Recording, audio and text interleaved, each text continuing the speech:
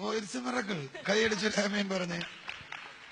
ഈ ചേച്ചിയുടെ തലമുടി കൊഴിഞ്ഞായിരുന്നേ, അതുകൊണ്ട് പറഞ്ഞേ.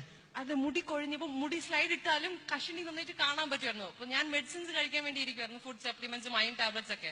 ചേച്ചിയോട് പറഞ്ഞു ഇങ്ങനെ പാസ്റ്റർ പറഞ്ഞു പ്രാർത്ഥിക്കാൻ പറഞ്ഞു. പ്രാർത്ഥിച്ചപ്പോഴത്തേക്കും എന്തോ സംഭവിച്ചു എന്ന് അറിഞ്ഞൂടാ.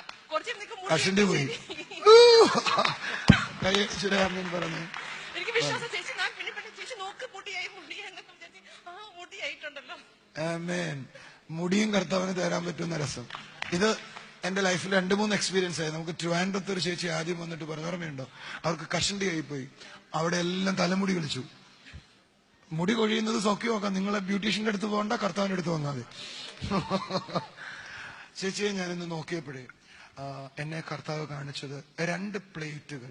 ഒരു പ്ലേറ്റിനകത്ത് ഫുഡില്ല, ഒരു പ്ലേറ്റിനകത്ത് ഫുഡുണ്ട്. എന്നിട്ട് കർത്താവ് പറഞ്ഞു, I am going to restore the family. കർത്താവ് ഒരു അത്ഭുതം ചെയ്യുക, നോ ഡൗട്ട്. കർത്താവ് ഈ കുടുംബത്തിന് വേണ്ടി അവിടുന്ന് അത്ഭുതം ചെയ്തതിനായി നന്ദി. Amen. Hallelujah. Thank you very much.